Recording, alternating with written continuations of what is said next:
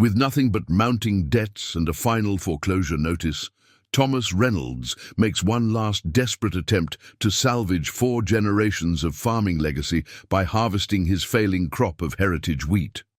What he doesn't realize is that beneath the drought-hardened soil lies a deposit of rare earth minerals worth millions, and evidence of a century-old land survey manipulation that would shake the foundations of Clearridge County's most powerful mining family.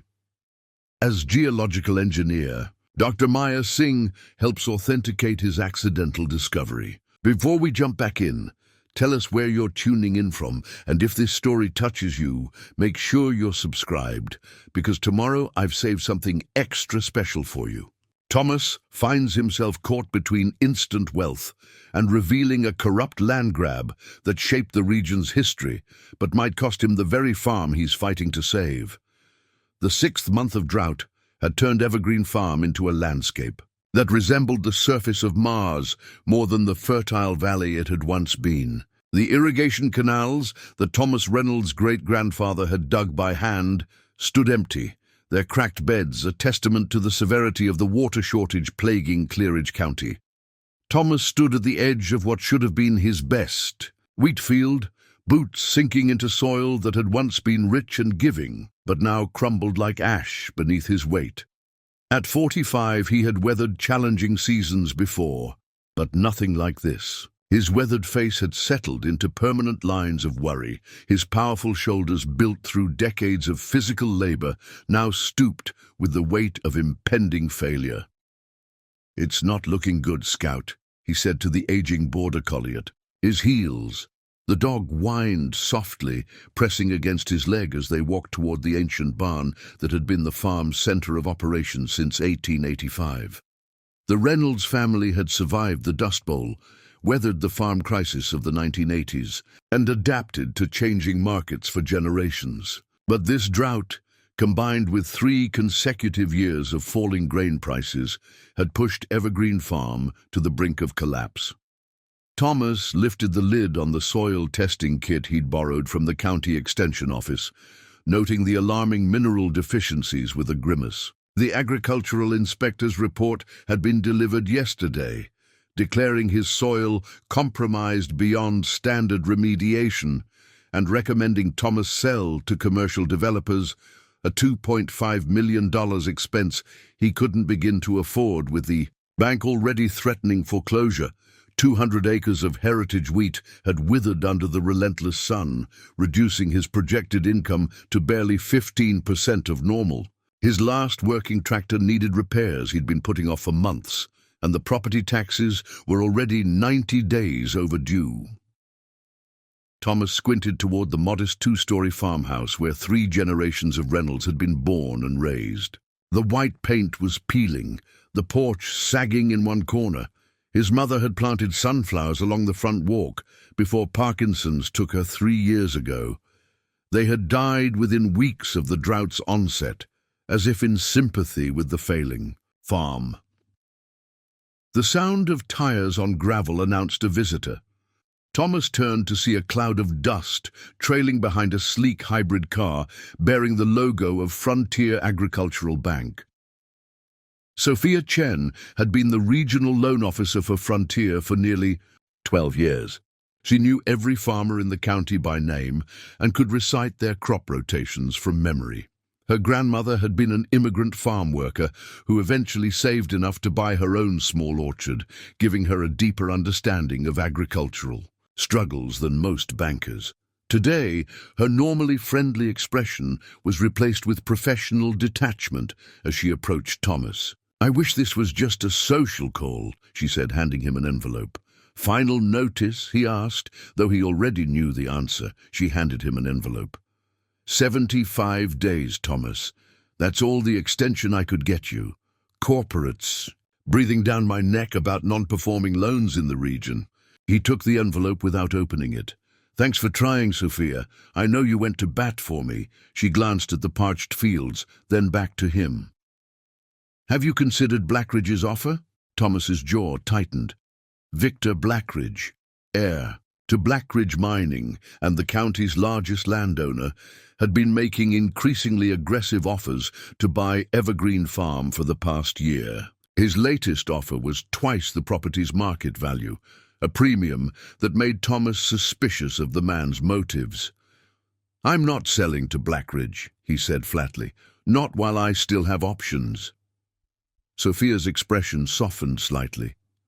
"Thomas, I understand the farm's been in your family for generations, but at some point you have to face reality. With soil this degraded—" "I'll find a way," he interrupted. "My great-grandfather documented specialized cultivation methods in his journals. The soil can recover if I can just get through this season." She sighed, clearly having heard similar desperate theories from other farmers facing foreclosure. "Just don't wait too long to consider alternatives. Blackridge's offer won't stay on the table indefinitely." After Sophia left, Thomas stood motionless. Beside the old oak tree, the bank notice crumpled in his fist. Scout pressed against his leg, offering silent comfort.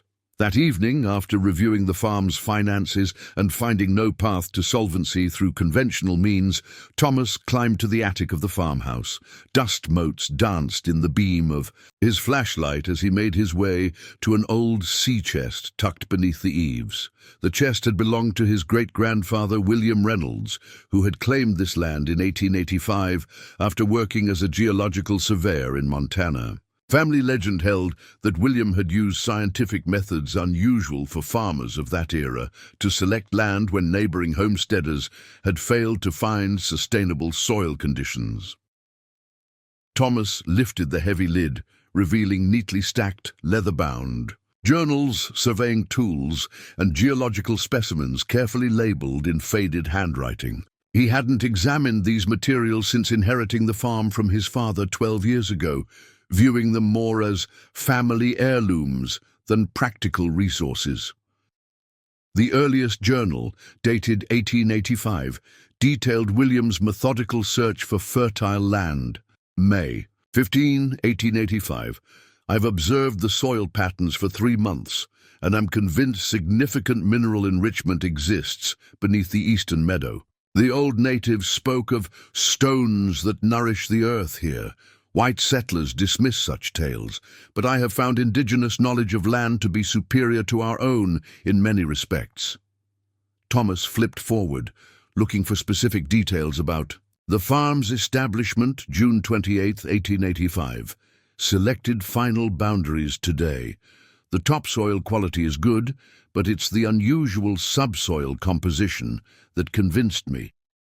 Beneath the standard clay layer, I've identified unusual mineral deposits that should provide long-term fertility, unusual in this region. Curiously, there appear to be crystalline structures occasionally mixing with the standard soil. They have an unusual coloration and fractured light when examined. I have collected samples for further study, but am primarily focused on establishing improper drainage for sustainable cultivation." The description caught Thomas's attention. Crystalline structures with unusual coloration. He continued reading. July 3, 1885. Professor Wilson from the university identified the crystalline samples as potentially containing rare earth elements, apparently of little agricultural value except perhaps as micronutrients. Advised me that such minerals might someday have industrial applications, but currently hold minimal commercial interest. The soil itself is rich and promising when properly amended with the techniques I've developed. July 12, 1885. Judge Blackridge visited today, expressing unusual interest in purchasing the eastern section of my claim. Offered twice the going rate. When I declined, suggesting the entire homestead was not for sale, his manner turned cold, mentioned that mineral rights in the territory remained legally ambiguous and that I would be wise to accept his generosity. Thomas sat back against a roof beam, his mind racing. Rare earth minerals? His great-grandfather had encountered valuable minerals while establishing the farm, but had been primarily focused on agricultural potential, and a Blackridge had shown interest in the property even then. Could there still be valuable minerals beneath the property? Preparing and narrating this story took us a lot of time, so if you are enjoying it, subscribe to our channel. It means a lot to us. Now back to the story. And if so, did that explain Victor Blackridge's unusually generous offers, a continuation of his ancestors' interest? The possibility gave Thomas a renewed sense of purpose. If he could find evidence of rare minerals on his property, he might be able to secure a different kind of loan, or at least negotiate with Blackridge from a position of knowledge rather than desperation. The next morning, Thomas began preparing to investigate his great-grandfather's mineral findings. Without funds to hire professional geological experts, he would have to rely on his college geology minor and determination, just as his great-grandfather had done.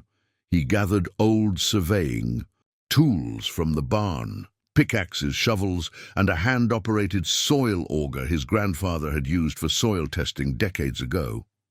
As the sun climbed higher, Thomas surveyed the eastern meadow, using William's journal coordinates to identify the most promising locations. The meadow, once lush with clover and native grasses, was now an expanse of dried vegetation and exposed soil. What had been described as fertile ground in the 1885 journal now seemed to mock the family's agricultural legacy. But beneath this surface failure, Thomas sensed possibility. Scout followed him closely, occasionally darting off to investigate field mice, then returning faithfully to Thomas's side. The dog had been his constant companion since his wife Laura had left 6 years ago, unable to endure the financial strain and isolation of farm life. She now lived in Chicago with their teenage son, who visited only during summer breaks, though not this year, with the farm's conditions so dire. Thomas marked out 5 test sites based on his great-grandfather's descriptions, each spaced about 50 yards apart, in a pattern that followed what William had called the mineral vein. The ground was hard-packed from drought, making each shovelful a struggle against the unyielding earth. By midday, Thomas had excavated 2 test pits, each about 3 feet deep. The soil samples showed nothing unusual to his amateur eye, just the expected layers of topsoil, clay, and substrate typical in this region. Had his great-grandfather been mistaken, or had the minerals been depleted over generations of farming? As he began the 3rd excavation, Thomas's shovel struck something that wasn't soil or clay, harder, more resistant. He switched to a smaller hand trowel, carefully clearing away the surrounding earth. A glint caught his eye as he exposed what appeared to be a crystalline structure embedded in the substrate. Unlike common quartz or feldspar, this had a distinctive bluish-purple hue that shifted color depending on the angle of sunlight. Thomas extracted a palm-sized specimen, brushing off the clinging soil to reveal its unusual structure. His college geology courses hadn't covered anything quite like this, but he recognized it as potentially significant. He continued digging, finding more specimens of varying sizes throughout the 3rd test pit. They seemed to increase in frequency and size the deeper he went. By the time he'd excavated 4 feet down, he had collected nearly a dozen samples, all with similar characteristics but varying in color intensity. As the sun began to set, casting long shadows across the failing farm, Thomas gathered his specimens in a canvas bag and returned to the farmhouse, Scout trotting ahead, as if sensing a change in their fortunes. At the kitchen table, worn smooth by generations of Reynolds family meals, Thomas carefully cleaned the specimens and arranged them under the bright light of his grandfather's magnifying lamp. Their unusual coloration and structure became even more apparent, unlike anything he'd seen in the local geology. He pulled out his laptop, connecting to the farm's painfully slow internet connection, and began researching rare earth minerals.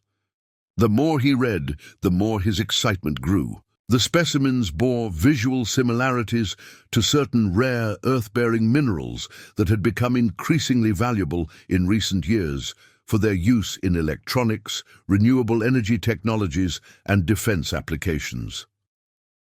If these specimens contained what he suspected, they could be worth far more than the agricultural output of Evergreen Farm had ever generated. But Thomas needed expert confirmation before he could be certain. As he continued his research late into the night, he stumbled across the name of Dr. Singh, an associate professor of geological engineering at the State University, and an independent consultant whose published papers frequently criticized environmental shortcuts taken by major mining operations, including Blackridge mining. Her reputation for uncompromising scientific integrity made her the perfect ally for his situation. Thomas composed a careful email, including photographs of his specimens, but withholding specific location details. He requested a confidential consultation, offering to pay her standard fee despite his financial situation, explaining that the matter involved potentially valuable minerals on a farm facing foreclosure. To his surprise, Dr. Singh responded within hours. "Mr. Reynolds, your specimens appear significant from the limited visual data provided. The coloration and crystalline structure suggest the presence of rare earth elements, possibly including neodymium and dysprosium, which are increasingly critical for green technology applications. I'm intrigued professionally and happen to be in your region next week for fieldwork. I can make time for a site visit Thursday if that suits. And please don't worry about the fee. This is scientifically interesting enough to warrant my time." Singh, PhD sleep eluded Thomas that night as he considered the implications of his discovery. If these minerals were as valuable as he began to suspect, Evergreen Farm might yet be saved, though perhaps not as the agricultural operation his ancestors had envisioned. The irony wasn't lost on him that the land's salvation might come not from what grew upon it, but from what lay beneath. The following day, Thomas returned to the eastern meadow, digging additional test pits to determine the extent of the mineral deposit. Each excavation yielded similar results, increasing concentrations of the unusual crystals as he dug deeper. By the third day, he had created a rough map suggesting the deposit extended in a diagonal pattern across nearly 40 acres of his property. He didn't notice the black SUV that had parked on the county road, its occupant observing his activities through high-powered binoculars or the urgent phone call being made to Blackridge Mining's executive offices. As Thursday approached, Thomas prepared for Dr. Singh's visit by organizing his findings, the specimens, the map of test pits, and his great-grandfather's journals. He felt a growing sense of both hope and apprehension. If these minerals proved valuable, everything would change. But experience had taught him that sudden changes of fortune rarely came without complications, especially when powerful interests like the Blackridges were involved. On Wednesday evening, he received an unexpected call from Victor Blackridge himself, something that had never happened despite multiple purchase offers sent through intermediaries. "Reynolds!" Blackridge's voice was smooth, cultured, the voice of fourth-generation wealth and privilege. "I've been thinking about your situation. I'd like to raise my offer for Evergreen Farm to $3 million, all cash, closing within 30 days. Thomas's pulse quickened. The timing couldn't be coincidence. Somehow Blackridge knew about his excavations. "I appreciate the offer, Mr. Blackridge, but as I've told your representatives, the farm isn't for sale." "Thomas, may I call you?" "Thomas, I understand family legacy. It's important to me too. But sometimes the most respectful thing we can do for our ancestors is recognize when circumstances have changed. $3 million could set you up very comfortably, allow you to start fresh without this burden." "The farm isn't a burden, Mr. Blackridge. It's my heritage. A slight pause. Heritage is valuable, certainly. Let's say 3.5 million, and we name the new development Reynolds Estates, in honor of your family. Thomas's suspicions deepened. This aggressive increase could only mean one thing. Blackridge knew exactly what lay beneath Evergreen Farm. I'll need time to consider any offer, Thomas replied carefully. I have some ongoing assessments of the property that might affect its value.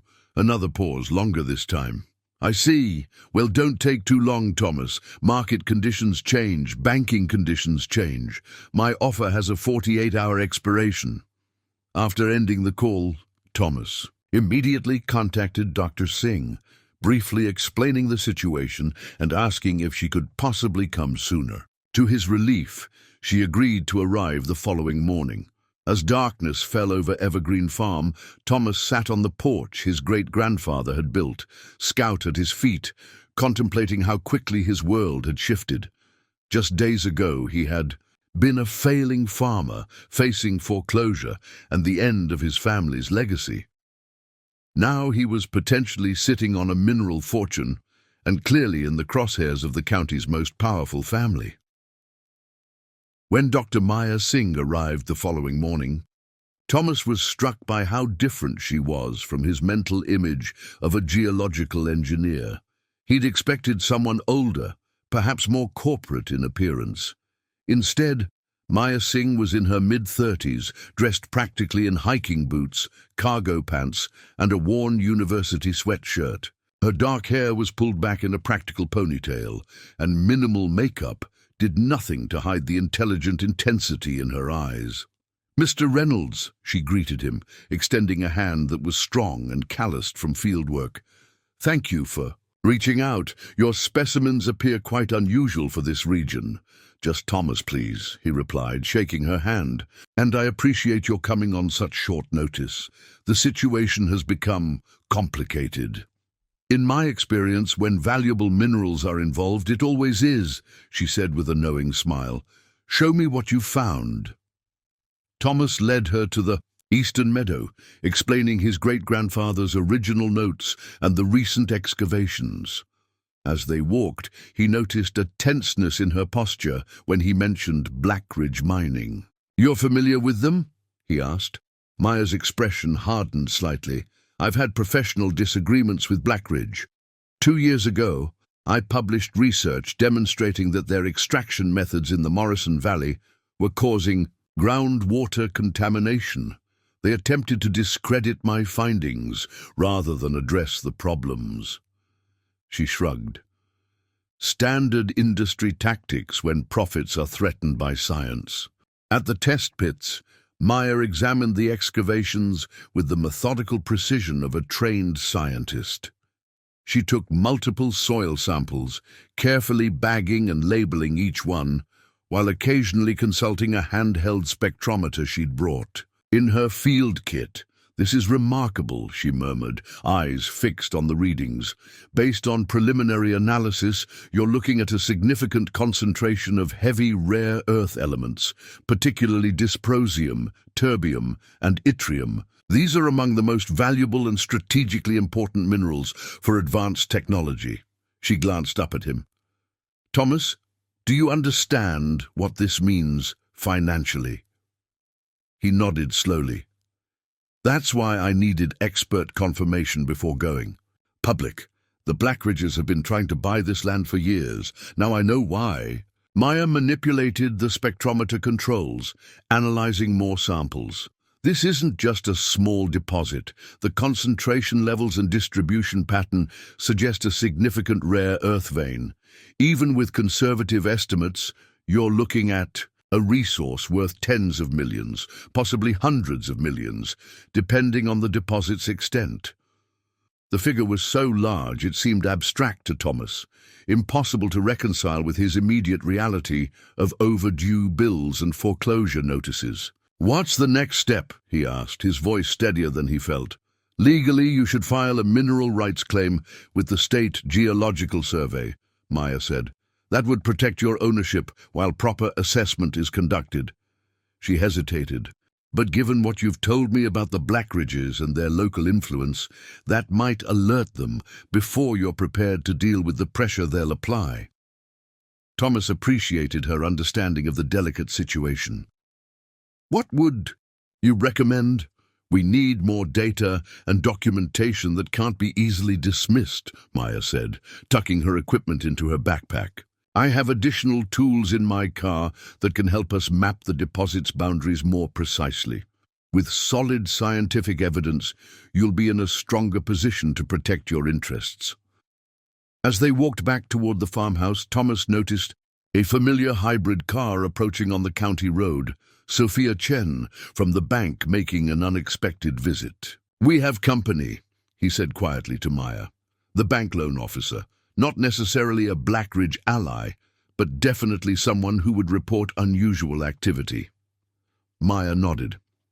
I'll follow your lead. Sophia parked beside Maya's university-logoed SUV, her expression curious as she approached. I was in the area and thought I'd check in, she said, her gaze shifting to Maya. I didn't realize you had company. Dr. Maya Singh, Thomas introduced, deciding that partial truth was safest. She's a soil remediation specialist from the university, helping me assess options for improving the farm's productivity.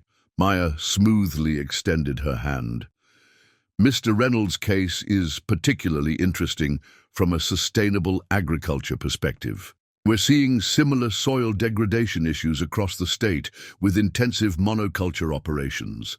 Sophia seemed to accept this explanation, though her eyes lingered on the test pits visible in the distance.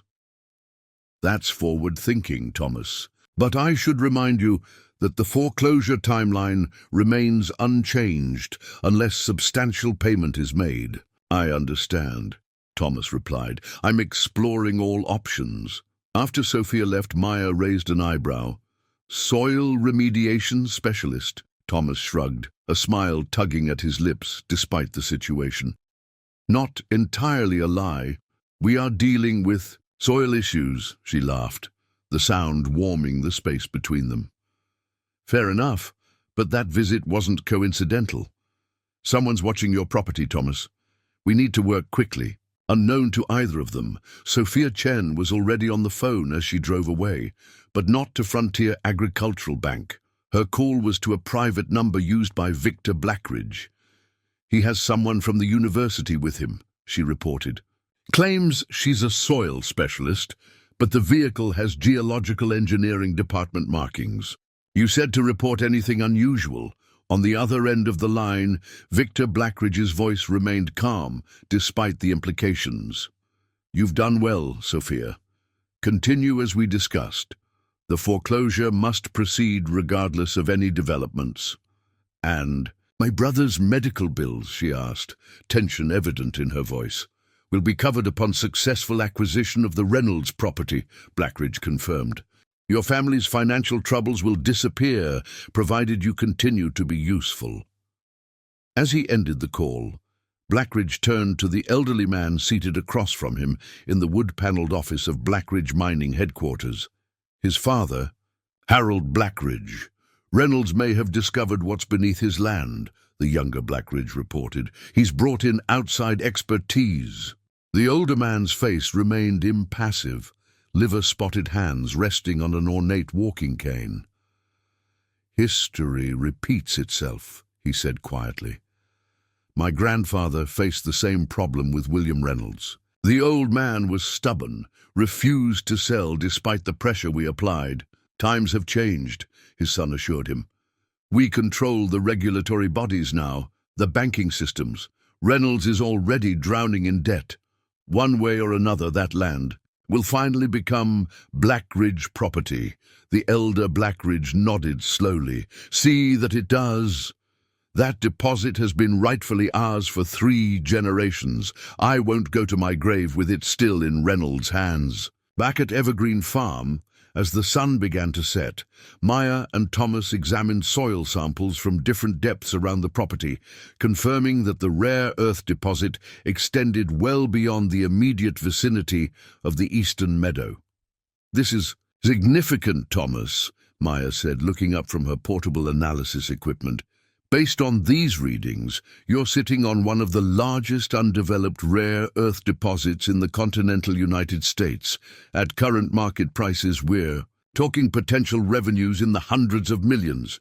Thomas stared at her, unable to fully process the figures. Just days ago, he'd been facing the loss of everything his family had built over generations. Now he was discussing wealth beyond anything he'd ever imagined.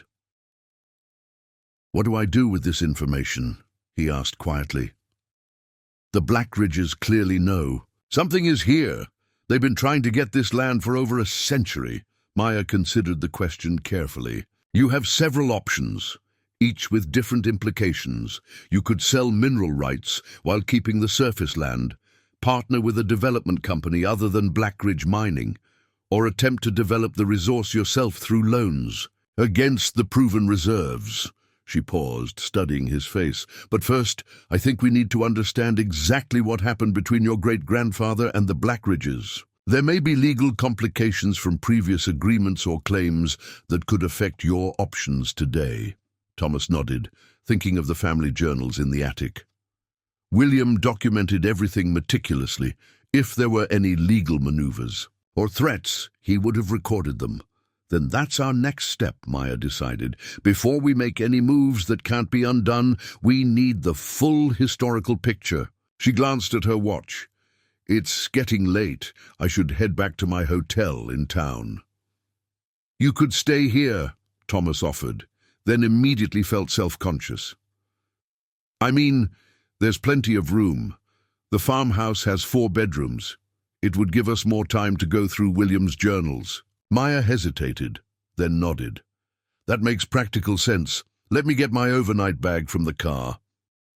As darkness settled over Evergreen Farm, neither Thomas nor Maya noticed the drone hovering at the edge of visual range, its high-resolution camera capturing their movements, or the 2 men in a Blackridge Mining security vehicle parked a half-mile down the county road, monitoring their activities.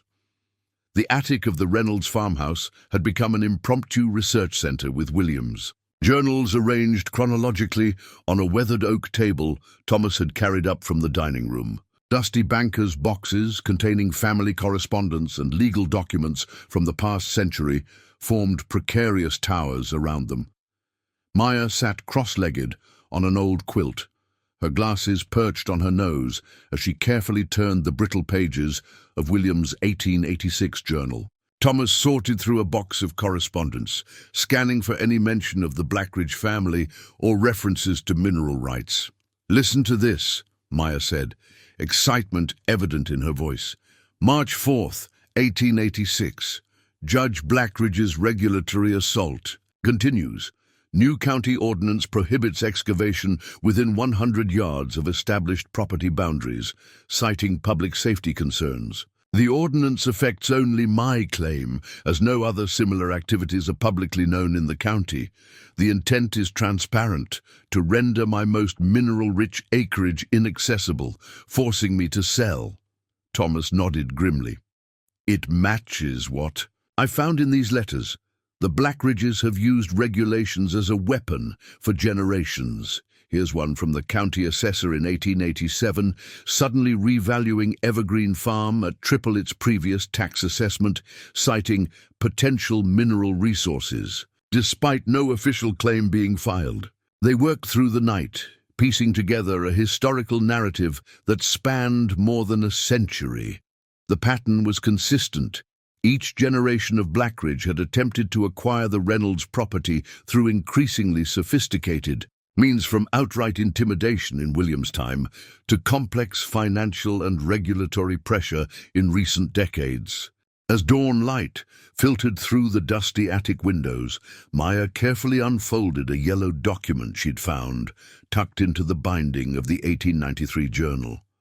"Thomas," she said softly, "I think this is what we've been looking for."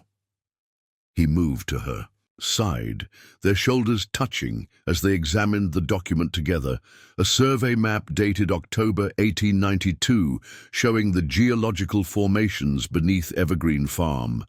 Hand-drawn notations indicated not just the rare earth deposit William had discovered, but its connection to a much larger vein extending beneath several adjacent properties. "This is an official state geological survey," Maya said, her finger tracing the authentication seal. "William must have commissioned it privately. Look at the notation here. Rare earth concentration extends predominantly beneath Reynolds homestead, with secondary extensions beneath Blackridge Holdings to south and east." Thomas stared at the map, its implications sinking in. "So the main deposit is under my land, not theirs. They've been trying to get my property all these years because the most valuable part of the mineral vein is directly beneath Evergreen Farm. Blackridge could mine on their own properties," Maya finished, "but they'd only access the edges of the deposit. To tap the main concentration efficiently, they need your land." "But that doesn't explain why they didn't just buy the mineral rights separately," Thomas said, puzzled. "Even back. Then that would have been simpler than trying to force William off his land entirely." Maya turned back to the 1893 journal, scanning the entries until she found what she was looking for.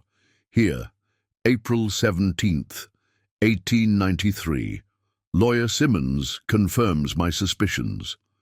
Because I registered the original land claim as a geological surveyor rather than standard homesteader, my deed includes explicit mineral rights that cannot be separated from surface ownership under territorial statutes. The only way for another party to claim what lies beneath is to own the land itself. This explains Blackridge's persistent efforts to force me out." She looked up at Thomas, eyes bright with discovery. "Your great-grandfather was clever. He used his surveying background to secure a special type of land claim that bundled surface and mineral rights permanently. It was a common practice among former surveyors who understood the potential value beneath seemingly ordinary farmland." "And that binding still holds today?" Thomas asked.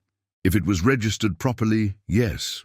Property law tends to honor original deed restrictions unless explicitly modified by subsequent owners. We need to check the current deed to your property." Thomas retrieved the property documents from his father's old roll-top desk in the study.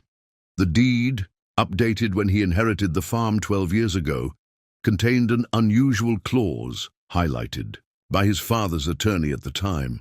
All mineral, petroleum, natural gas, and subsurface rights permanently and irrevocably attached to surface ownership as per original territorial mining claim, 629, dated August 12, 1885.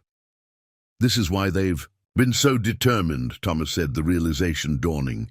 "They need to own the land outright to access the minerals. There's no legal way to separate the mining rights from the farm itself."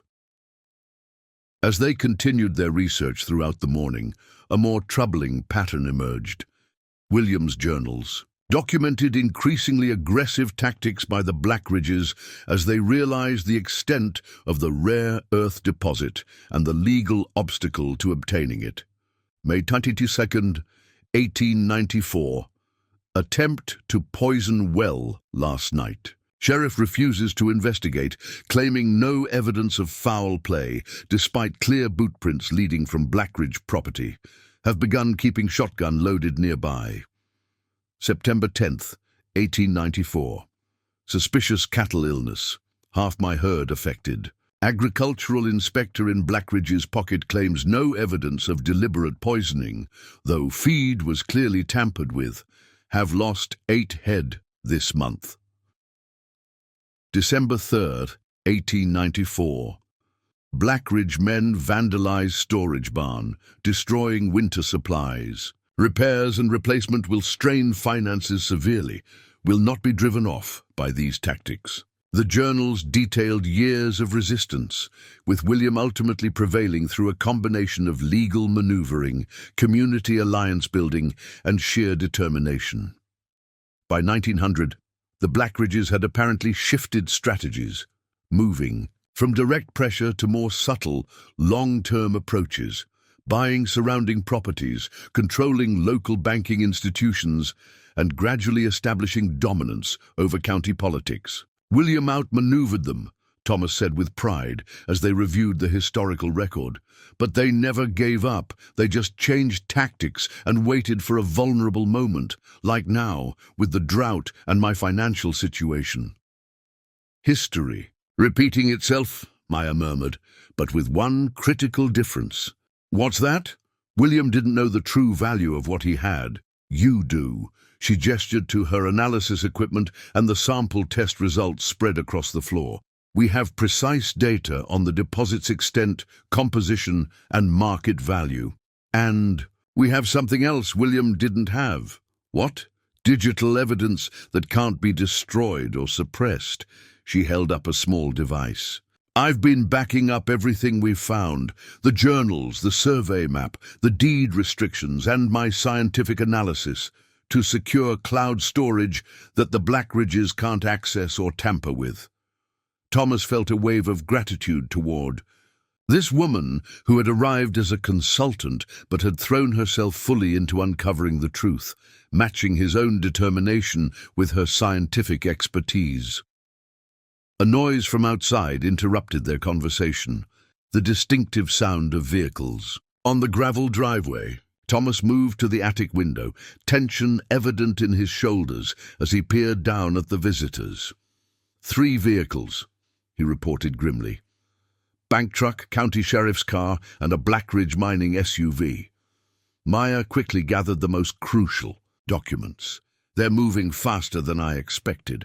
We need to secure this evidence before they come in. You think they would confiscate private property? Thomas asked, though he already knew the answer based on William's experiences.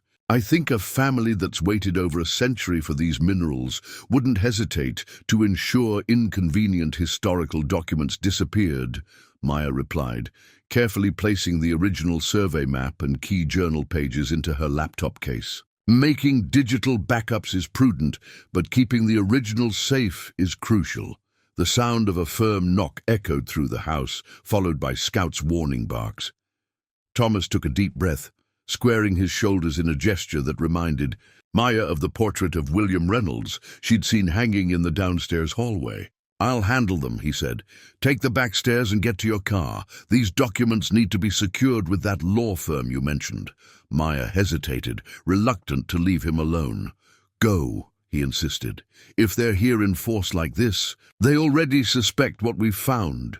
The evidence is more important than a confrontation right now. As Maya slipped down the back staircase, documents secured in her backpack, Thomas walked calmly to meet the visitors at his front door. Victor Blackridge stood at the center, flanked by Sheriff Miller and Sophia Chen, their expressions revealing the varying degrees of comfort each felt with their mission.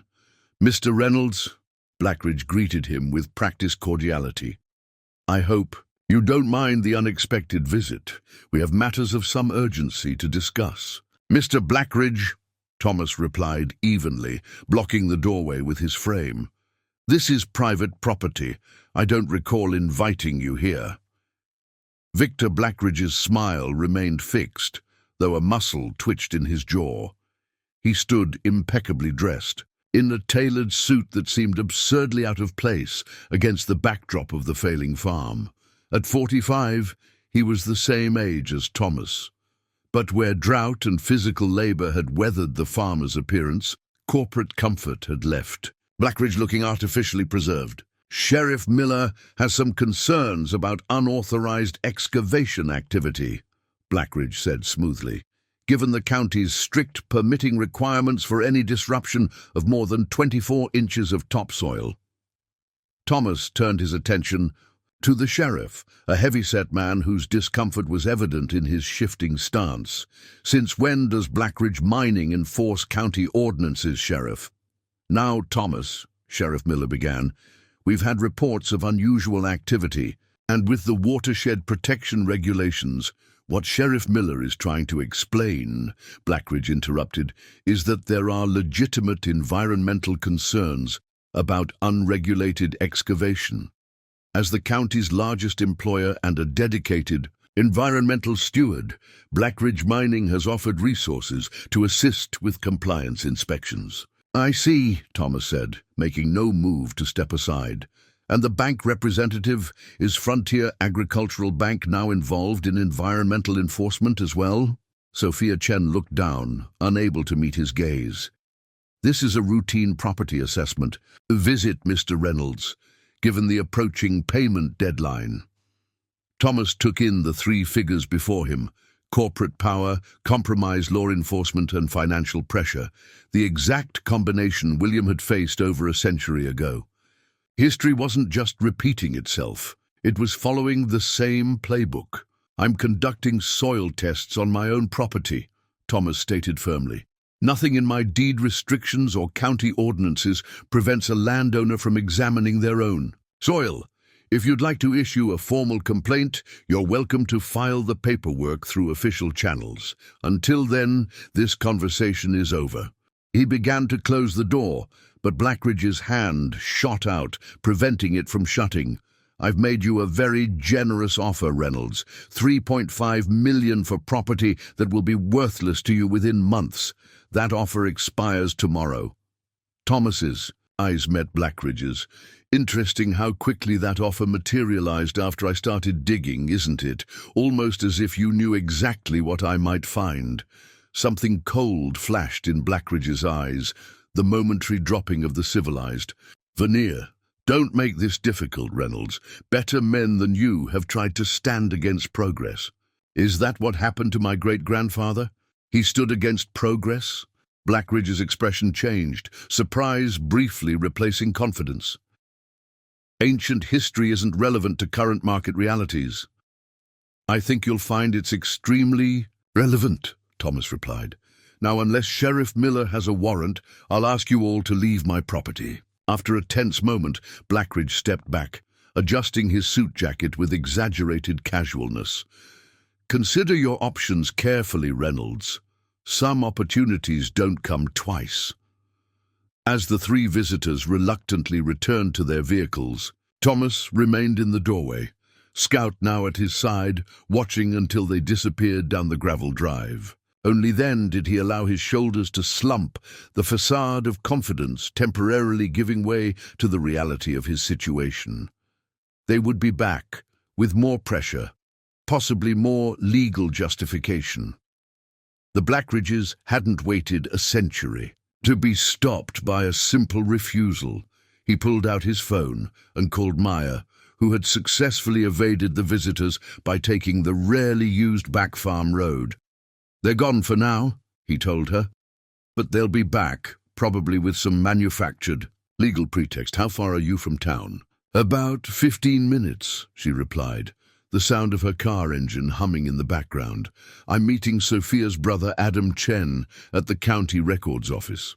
He works there as an archivist and might be able to help us access historical property records without alerting Blackridge. Adam is helping us, Thomas asked, surprised. Isn't he connected to his sister? That's the interesting part, Maya explained. I knew Adam from graduate school. When I mentioned we were researching the Reynolds Blackridge history, he immediately offered to help.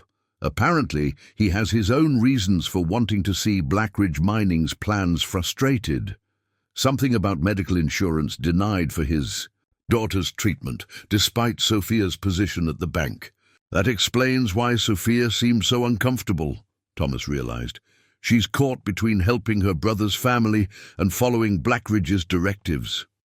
Exactly.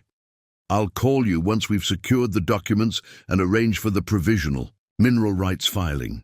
In the meantime, be careful, Thomas. The Blackridges have waited generations for those minerals. They won't give up easily.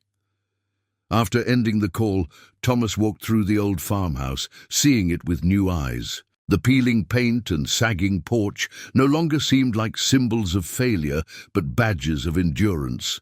A property that had withstood not just natural hardships, but generations of deliberate pressure from one of the region's most powerful families. In the study, he examined the portrait of William Reynolds, noting the same determined set to the jaw that Thomas saw in his own mirror. His great-grandfather had protected this land against similar tactics with far fewer resources than Thomas had available today. The rest of the day passed in tense anticipation. Thomas continued examining soil samples from different parts of the property, documenting the extent of the rare earth deposit with Maya's portable testing equipment she had left behind. The preliminary results confirmed their initial findings, a major concentration of valuable, heavy, rare earth elements extending beneath roughly 60 acres of the eastern section of Evergreen Farm. At current market prices, with China restricting exports and technology manufacturers desperately seeking alternative sources, the deposit represented a fortune that dwarfed any agricultural value the land had ever produced.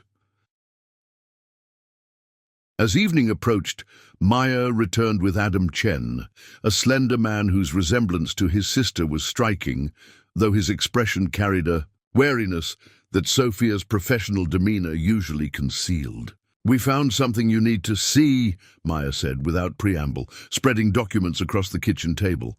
Adam discovered these in the sealed historical records section, documents that weren't digitized in the county's public database.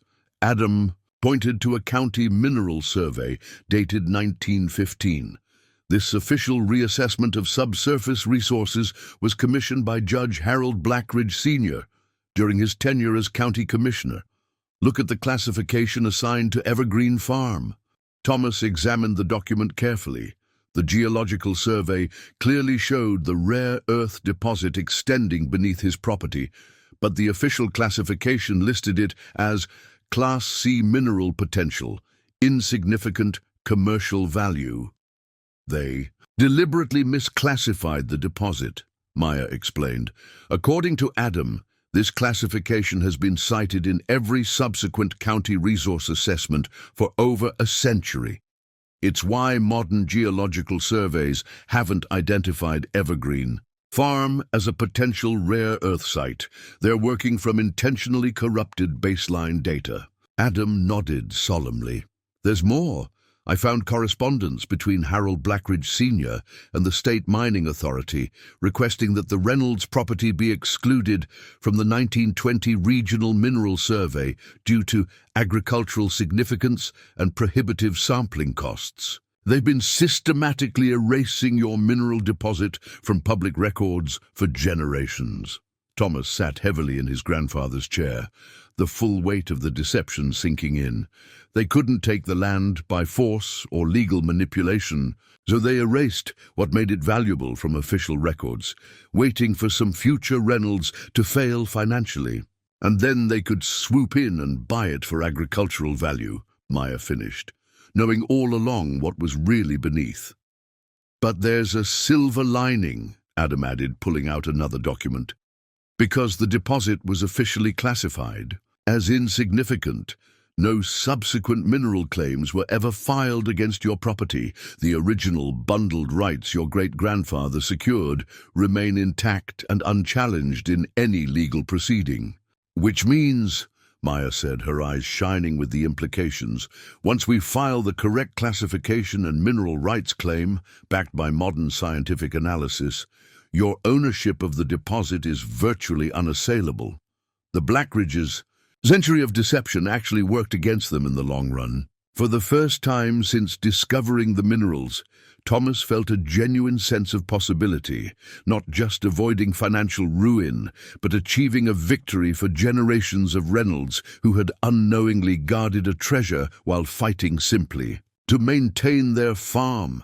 "What's our next step?" he asked, energy replacing exhaustion. "I've prepared the geological assessment documentation," Maya replied. "Adam has authenticated the historical records showing the deliberate misclassification. We need to file everything with the State Mineral Resources Division first thing tomorrow morning, before Blackridge can create any more obstacles." Adam checked his watch. "I should get back. Sophia will be wondering where I've been." His expression darkened. "She's not a bad person, you know. Blackridge is holding my daughter's medical treatments over her head." $300,000 in experimental procedures that our insurance won't cover, but Blackridge Mining's executive policy would, if Sophia delivers your property. Thomas nodded, understanding the impossible position Sophia was in. Tell her. I don't blame her. The Blackridges have been manipulating people in this county for generations. After Adam left, Thomas and Maya continued reviewing the documentation they would file the next day, organizing the scientific evidence and historical records into a compelling case for immediate recognition of the rare earth deposit and Thomas's ownership rights. As night fell over Evergreen Farm, they sat on the porch, the same porch where William Reynolds had once stood against similar pressure from a previous generation of Blackridges. Do you think they'll try something before morning? Maya asked, voicing the concern that had been growing since the confrontation earlier that day. Thomas looked out over the darkened fields. The farm that had nearly broken him now revealed as infinitely more valuable than he had ever imagined. They've waited a century, he said quietly. I don't think they'll wait another day if they can help it. Thomas's prediction proved accurate sooner than either of them expected. Just after midnight, Scout's urgent barking jolted them awake. Thomas had fallen asleep in his father's recliner while reviewing documents, while Maya had dozed off on the living room sofa, legal papers spread across the coffee table. Something's wrong, Thomas whispered, already moving toward the window. Outside, the beam of headlights swept across the eastern meadow where they'd conducted their excavations. The lights were moving slowly, methodically, as if searching.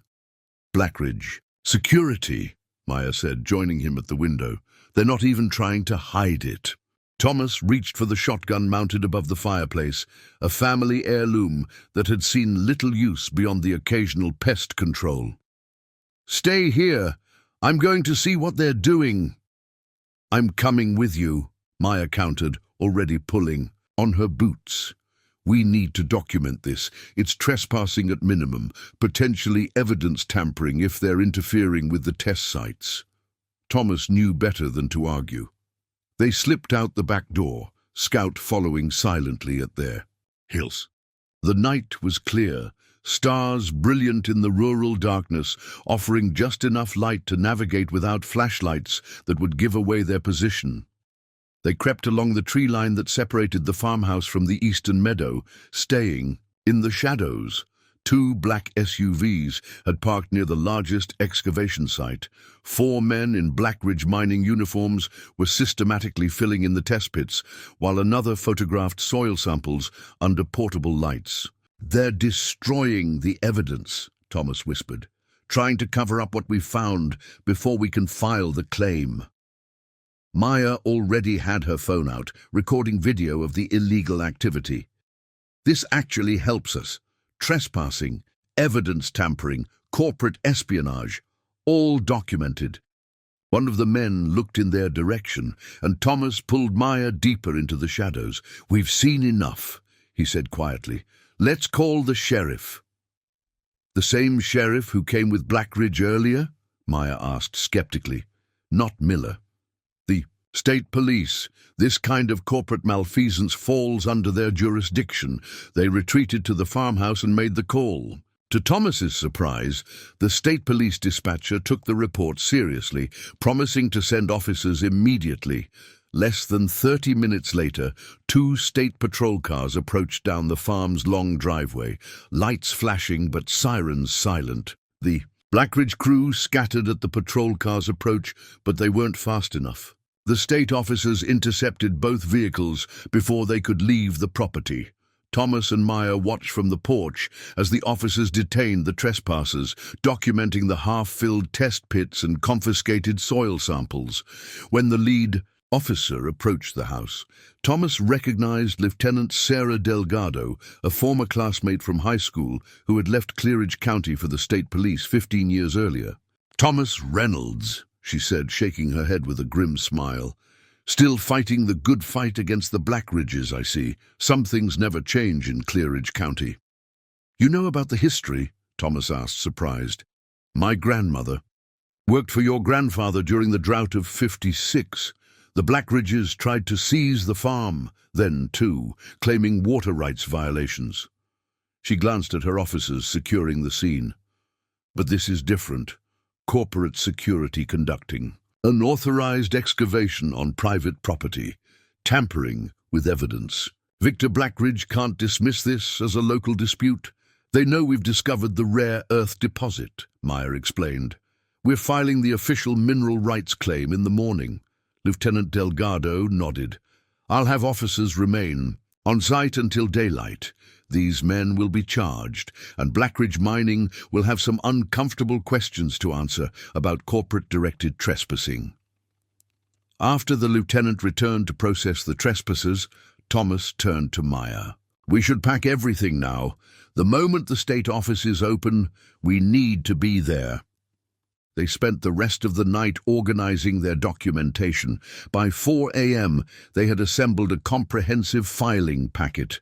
Meyer's scientific analysis of the rare earth deposit, the historical documentation of the Blackridge family's deliberate misclassification, Thomas's great-grandfather's original geological surveys, and the current deed showing the bundled mineral rights. As dawn broke, they loaded everything into Meyer's SUV. Thomas took one last look at the farmhouse, Scout at his heels. For the first time in years, he felt something beyond the grinding anxiety of imminent failure, a sense of purpose, of correcting a historical wrong. The state capital was a 3-hour drive. They took turns at the wheel, reviewing their strategy for navigating the bureaucracy of the Mineral Resources Division. Meyer had called ahead to her former colleague, Dr. Eliza Washington, who now served as the division's chief scientist. Eliza, "Will meet us at 9 a.m., Meyer explained as Thomas drove the final stretch. She can expedite the scientific review process, which is normally the biggest bottleneck. Can we trust her?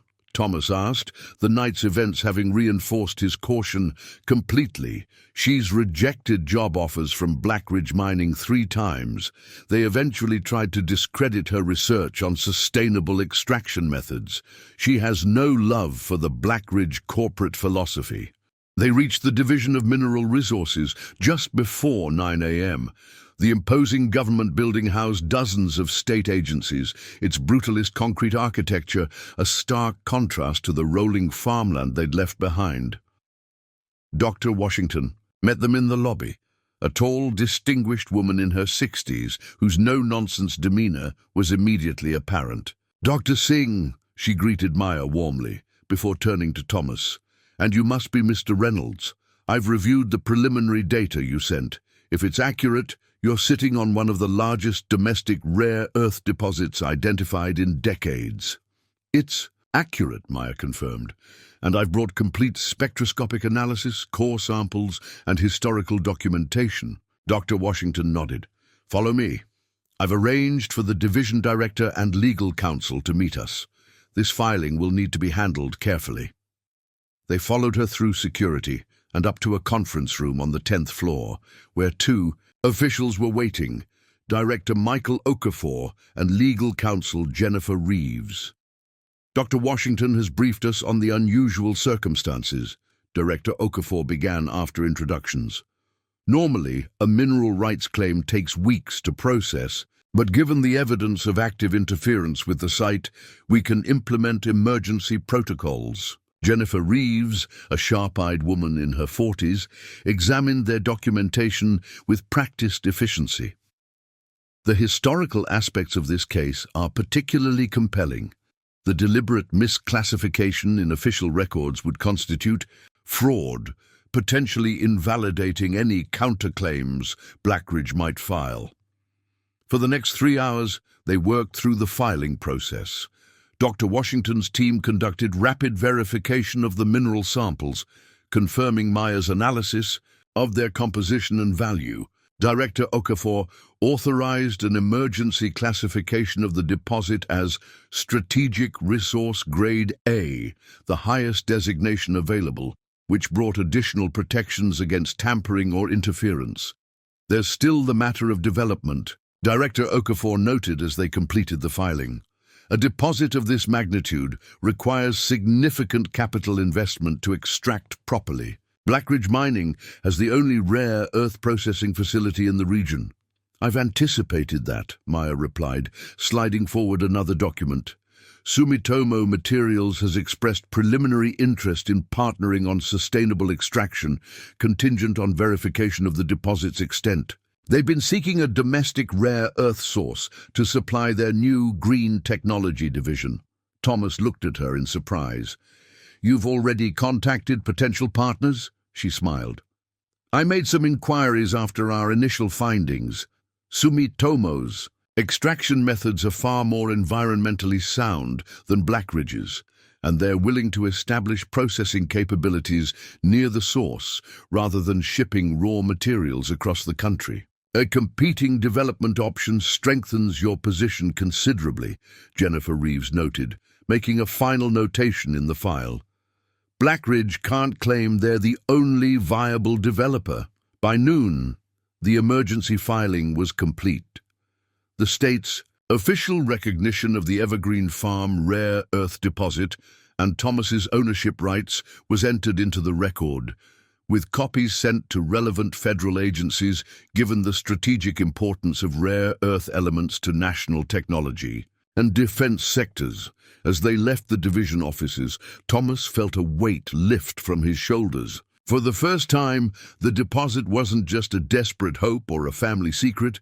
It was an officially recognized asset with his name clearly attached. What happens now? He asked as they walked toward the parking garage. Blackridge will find out about the filing within hours, Maya predicted. They'll likely attempt legal challenges, but with the state's verification and the historical documentation, those challenges won't get far. And the farm? The foreclosure? Call Sophia, Maya suggested. With the mineral rights officially established, your property value has increased exponentially. The bank won't proceed with foreclosure on collateral worth hundreds of millions. As if on cue, Thomas's phone rang, Victor Blackridge's private number. He showed the screen to Maya, who nodded encouragingly. Mr. Blackridge, Thomas answered, his voice steady. What can I do for you?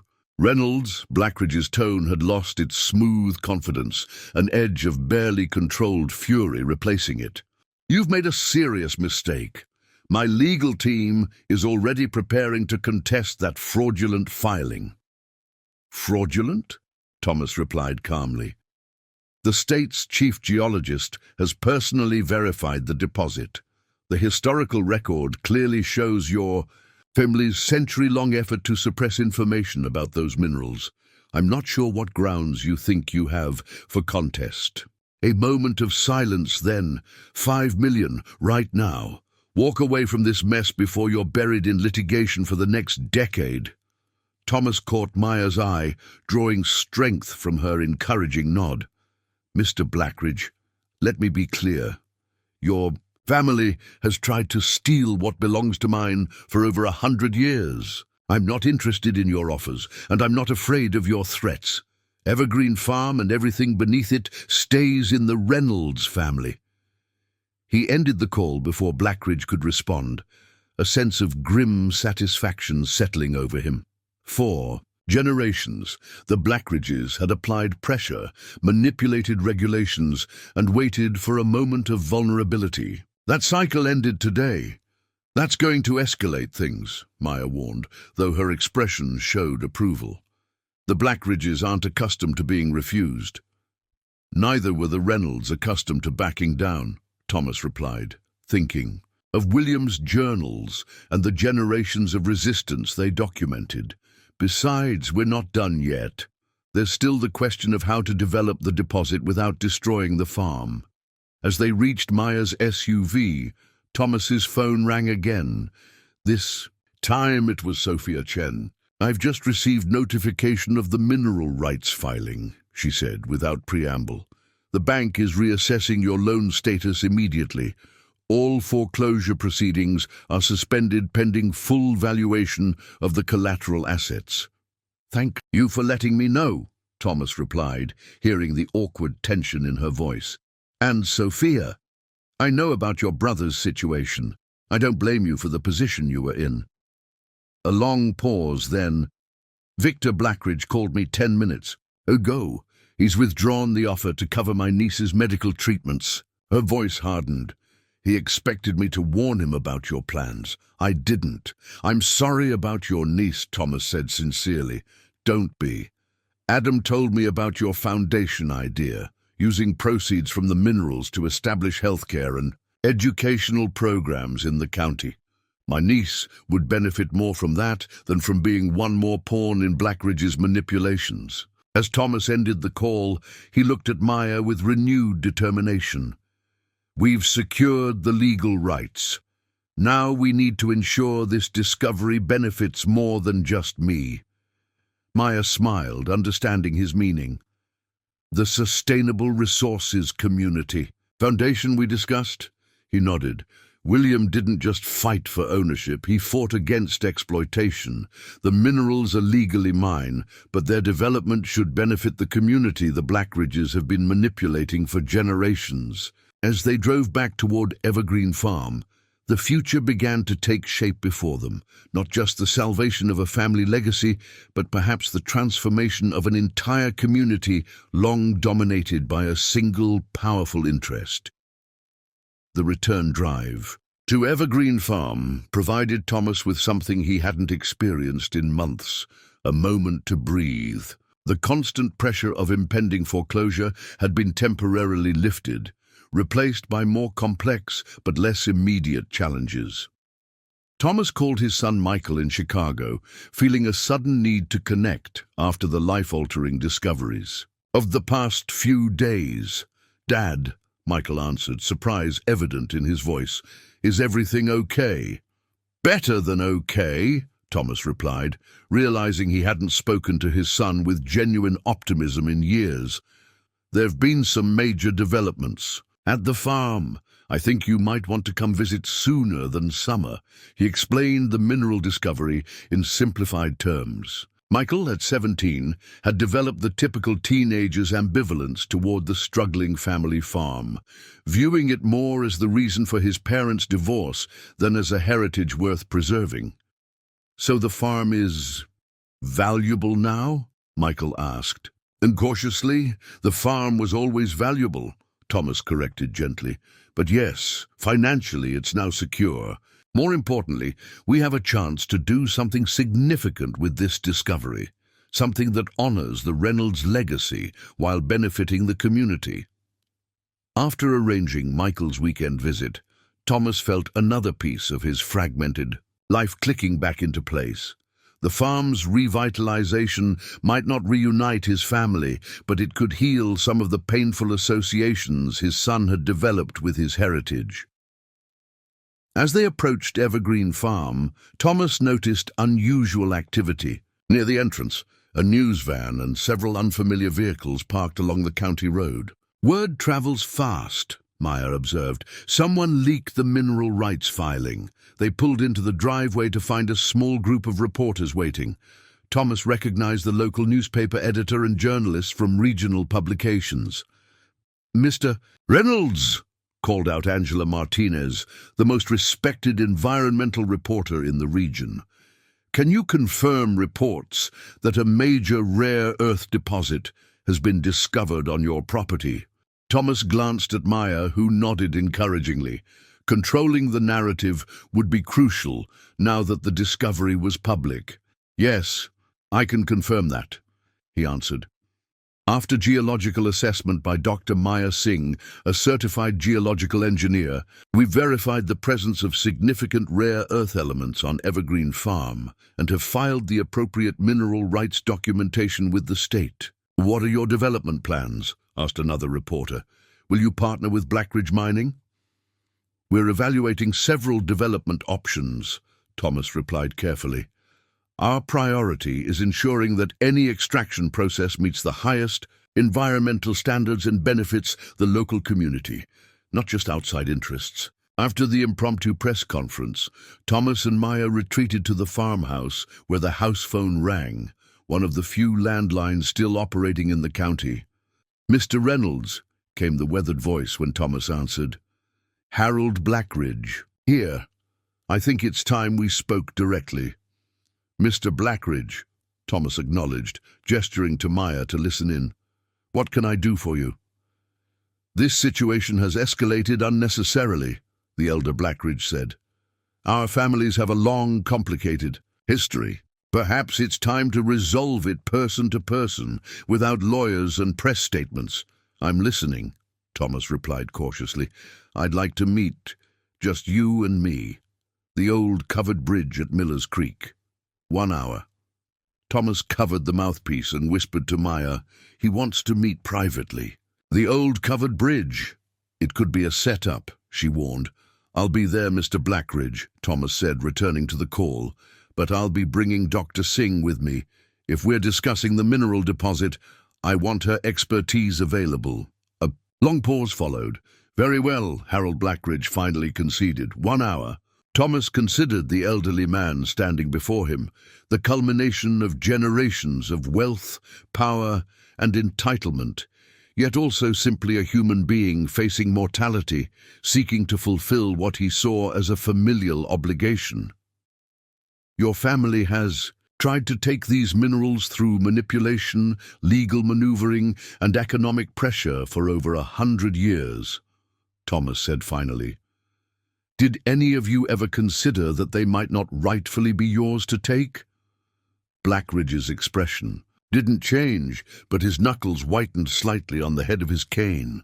"Natural resources belong to those who can develop them properly," he replied. "Your great-grandfather was a stubborn obstacle to progress.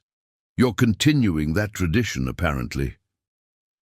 "No," Thomas corrected him. "I'm honoring a different tradition, standing against powerful interests who believe their wealth entitles them to whatever they want, regardless of law or ethics. William didn't just protect his land, he protected a principle. The minerals beneath Evergreen Farm don't belong to the Blackridges, simply because you want them, or believe you deserve them. And they don't belong solely to me either, despite my legal claim." "What are you suggesting?" Blackridge asked, genuine curiosity breaking through his composed exterior. "That resources of this magnitude should benefit the community, not just enrich a single family or corporation. I'm establishing a foundation that will ensure responsible extraction while directing primary benefits to county infrastructure, education, and healthcare." For the first time in their conversation, Blackridge appeared genuinely surprised. "A foundation. You'd give away millions to make a moral point." "Not give away," Thomas clarified. "Direct. The foundation will ensure I maintain operational control of the farm itself while receiving fair compensation as the rights holder. But the bulk of the proceeds will serve the broader community." Blackridge studied him with newfound intensity. "You truly are William's descendant," he said finally. "Equally stubborn, equally idealistic. But the world doesn't reward idealism, Mr. Reynolds. It rewards power and strategic thinking." "Perhaps," Thomas acknowledged, "but it also occasionally recognizes justice, especially when people stand together against exploitation." The strategic implications weren't lost on the elder Blackridge. His family's power depended partly on the perception that their interests aligned with community welfare. "What role would you envision for Blackridge Mining in this foundation arrangement?" he asked after a thoughtful pause. "An operational partnership would be necessary," Thomas acknowledged.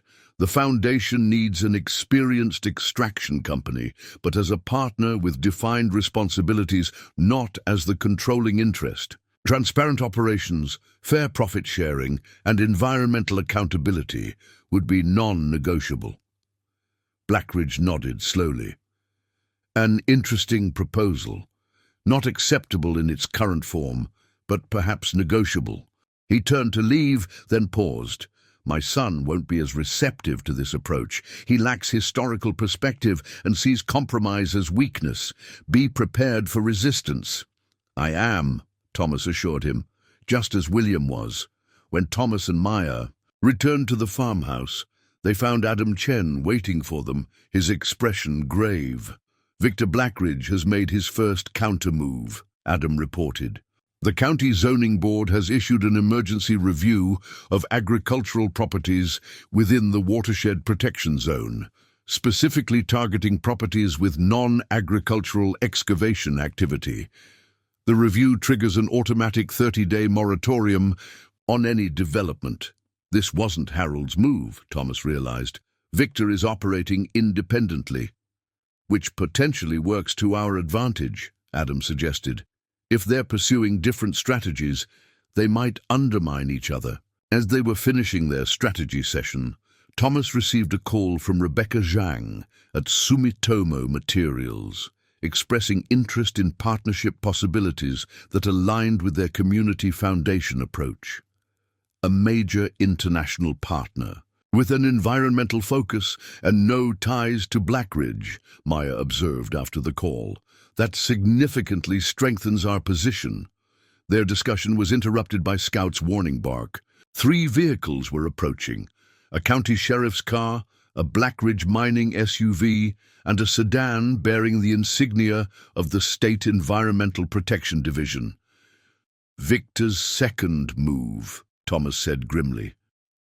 Maya met the visitors at the door, professionally, addressing their environmental concerns with comprehensive documentation that she had prepared in anticipation of such tactics. "I have complete documentation of our soil sampling methodology, which followed EPA best practices," she explained to Director Morales from the State Environmental Division. "I also have continuous groundwater monitoring data demonstrating zero impact on water quality." The director looked surprised at the thoroughness of the documentation. "This is unusually comprehensive for preliminary testing." After the visitors departed, the Blackridge representative visibly frustrated, the director professionally neutral, Thomas turned to his allies with newfound appreciation. "You anticipated everything they threw at us," he said. "How?" "Because it's the same playbook they've used before," Adam explained. "When there's a resource they want, Blackridge always follows the same sequence: zoning challenges, environmental complaints, then escalation to state regulatory pressure. And I've faced similar corporate strategies at 3 different mine sites," Maya added. "They always attempt to use regulatory compliance as a weapon, banking on the fact that most small landowners can't navigate the complex requirements." "Victor will escalate further," Thomas predicted. "This is just the beginning of his counterattack." "Let him," Maya said with quiet confidence. "Each failed attempt strengthens our position and weakens his. The scientific facts and legal rights are on our side." The following day brought an unexpected opportunity.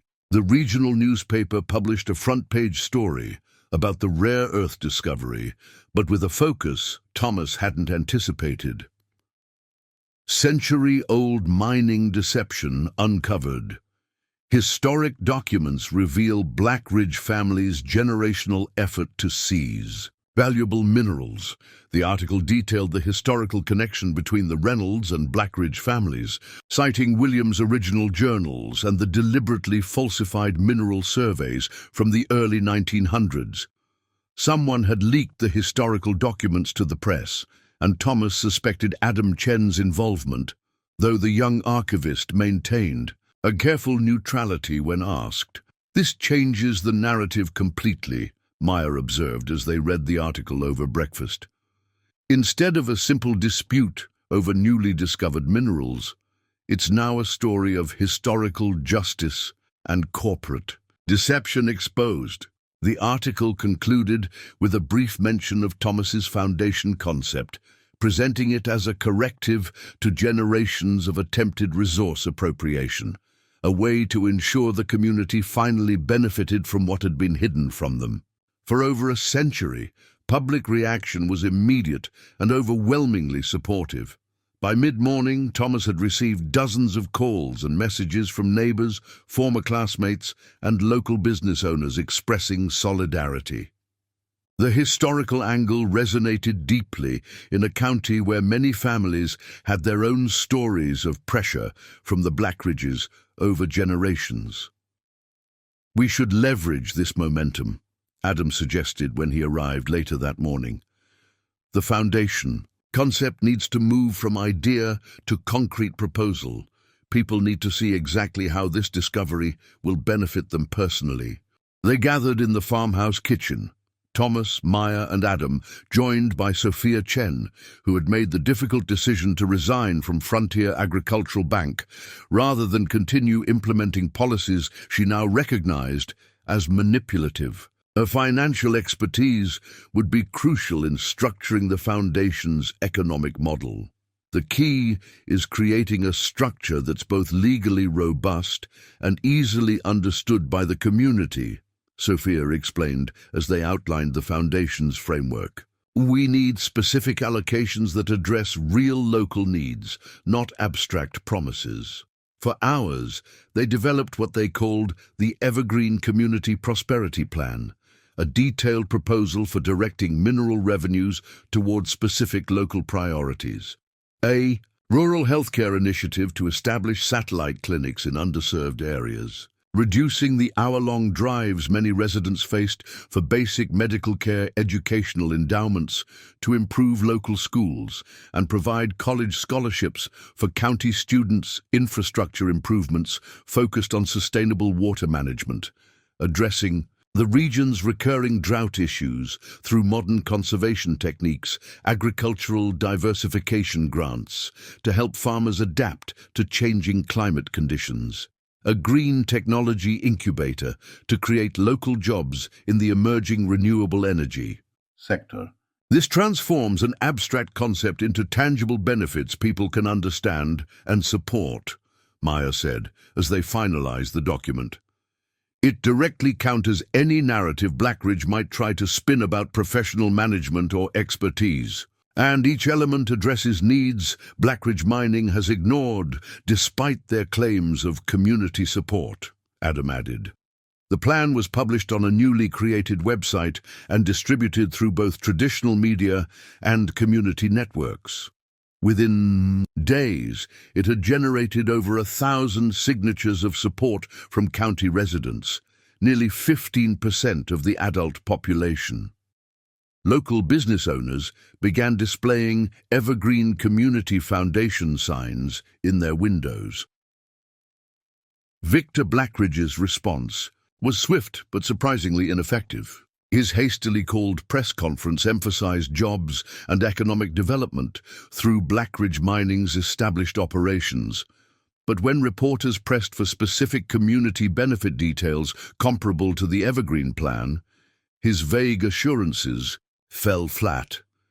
Most surprising was Margaret Blackridge's public statement, Harold's wife and Victor's mother, expressing qualified support for the foundation concept.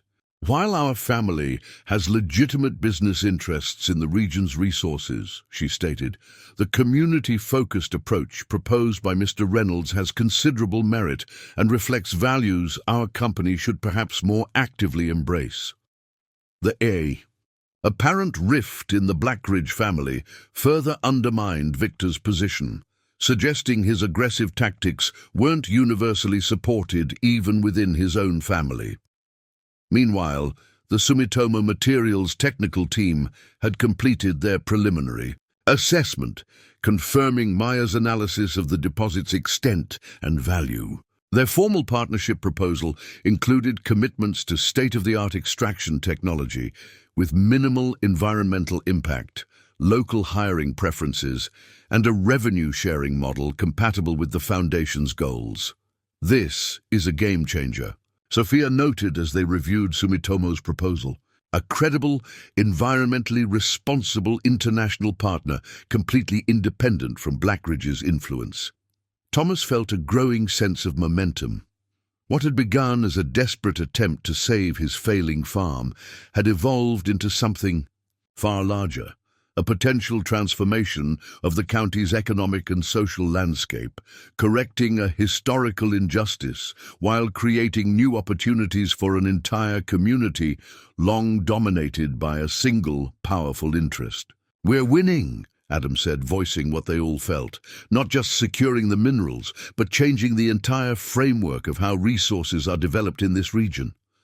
Thomas nodded, thinking of his great-grandfather's journals and the generations of Reynolds who had unknowingly protected these minerals while fighting simply to maintain their farm.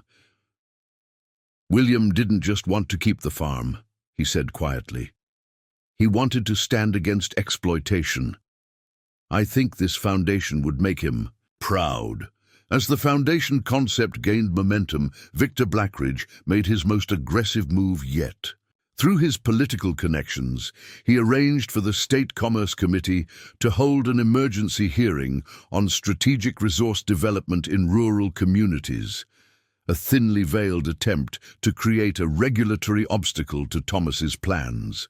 "This is serious," Sophia warned when the hearing was announced. "The committee has authority to recommend special development zones that could potentially override local control of resource management." "It's also an opportunity," Maya countered. "A public hearing means public testimony. We can present our case directly to state officials with media present." They spent the next 3 days preparing. Thomas would testify about the historical context and community foundation approach. Maya would address the scientific and environmental aspects. Sophia would outline the economic model, while Adam provided documentation of the historical deception. The hearing was held at the State Capitol building, its imposing marble columns and ornate chambers designed to intimidate ordinary citizens. The committee room was packed with observers, media representatives, and rows of suited Blackridge mining executives. Victor Blackridge testified first, presenting a compelling case for corporate development based on expertise, established infrastructure, and economic efficiency. His presentation was polished, backed by impressive graphics showing job creation projections and tax revenue estimates. "The question before this committee is simple," Blackridge concluded confidently. "Who is better positioned to develop critical, strategic resources, a professional mining operation with decades of experience and hundreds of millions in infrastructure, or a bankrupt farmer with a well-intentioned but impractical foundation concept?" When Thomas's turn came, he approached the witness table with the quiet dignity that had sustained generations of Reynolds farmers through hardship. He began not with prepared remarks about economic models or extraction technologies, but with a simple story. "In 1885, my great-grandfather William Reynolds claimed land in Clearridge County based on his training as a geological surveyor," Thomas began. "He recognized something valuable in that soil that others had overlooked. When he discovered rare earth minerals, he documented them carefully, but focused on building sustainable agriculture that would support his family for generations." Thomas detailed the century-long pattern of manipulation, regulatory abuse, and deliberate misclassification the Blackridges had employed to try to seize the minerals. He presented William's original journals, the falsified county surveys, and documentation of the repeated pressure tactics against each generation of his family. "This hearing isn't really about who has more mining expertise," Thomas continued.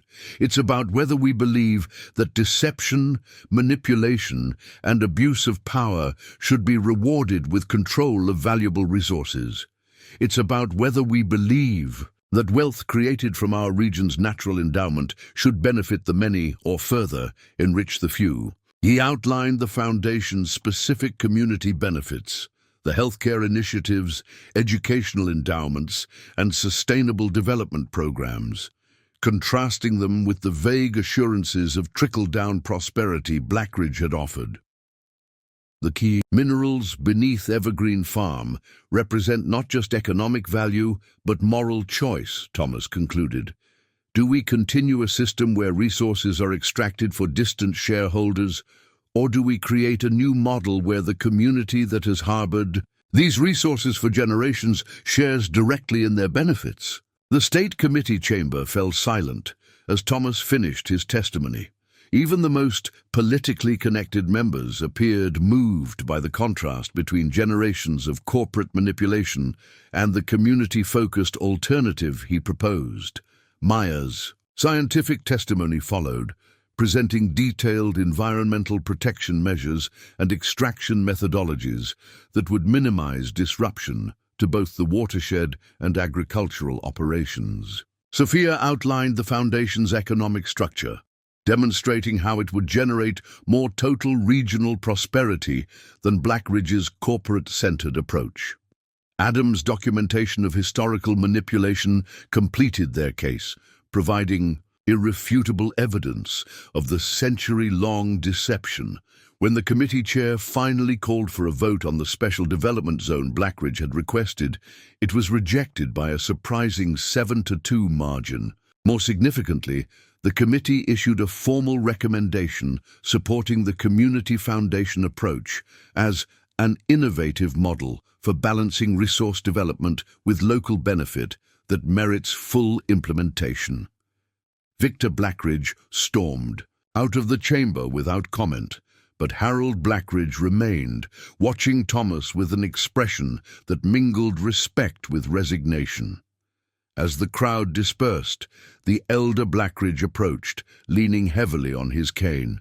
"You've won more thoroughly than William ever managed," he acknowledged quietly. "He protected the land. You've changed how people think about who should benefit from what lies beneath it. It doesn't have to be a total loss for Blackridge mining," Thomas replied. "There's still a role for experienced operators in the extraction process, just not a controlling one." Harold nodded thoughtfully. "I'll discuss partnership possibilities with our board. Victor won't like it, but he'll adapt to reality eventually. Blackridges always do." 3 years later, the landscape of Clearridge County had transformed in ways both visible and intangible. The Evergreen Community Foundation's first projects were well underway. A regional medical center that had already brought specialists to the previously underserved area, renovated school facilities with expanded STEM programs, and agricultural diversification initiatives that had helped a dozen farms transition to more drought-resistant crops and methods. The rare earth extraction operation itself, a joint venture between Sumitomo Materials and a newly reformed Blackridge mining division, represented a model of environmental responsibility. Unlike traditional mining operations with their massive environmental footprints, this project utilized precision extraction techniques that minimize surface disruption while maximizing mineral recovery. Evergreen Farm itself remained a working agricultural operation, its fields now lush and productive thanks to advanced irrigation systems and soil restoration techniques funded through Thomas's portion of the mineral revenues. True to his commitment to agricultural heritage, he had maintained and even expanded farming operations, employing sustainable practices that would preserve the land's fertility for generations to come.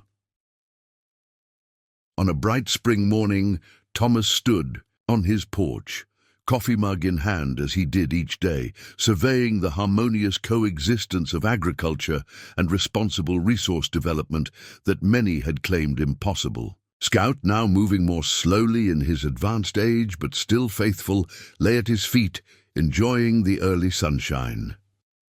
"Admiring your handiwork?"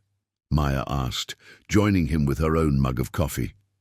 Their professional partnership had deepened into something more personal over the years, her scientific mind and his practical farming knowledge complementing each other in ways neither had anticipated. "Just thinking about how different things looked 3 years ago," Thomas replied, slipping his free arm around her waist. "Drought-stricken fields, foreclosure notice, no future beyond the next payment deadline." She leaned into him, both gazing at the subtle evidence of the extraction operation visible at the property's edge. A few well-maintained buildings, carefully landscaped to blend with the rural surroundings. From crisis to opportunity, she said, though I'm not sure either of us recognized just how far-reaching the changes would be. As Thomas looked out over the land his family had tended for generations, he felt a profound connection to both past and future. William Reynolds had fought to protect his farm against powerful interests who used their wealth and influence to take what wasn't rightfully theirs. Thomas had continued that fight but expanded its purpose, not just defending individual rights, but advancing collective welfare. The minerals beneath Evergreen Farm had provided financial salvation, but the true treasure had been the opportunity to transform not just his own circumstances, but the trajectory of an entire community long dominated by a single powerful interest. William would be proud, Maya said softly, seeming to read his thoughts. Not just of saving the farm, Thomas agreed, but of what it's become. A model for how rural communities might retain both resource wealth and agricultural heritage. The ancient soil had yielded not just rare earth minerals but rare opportunity, not just wealth but wisdom about how prosperity might be shared rather than concentrated. What had begun as one farmer's desperate attempt to save his heritage had catalyzed changes that would benefit generations yet to come. Up next, you've got two more standout stories right on your screen. If this one hit the mark, you won't want to pass these up. Just click and check them out. And don't forget to subscribe and turn on the notification bell so you don't miss any upload from us.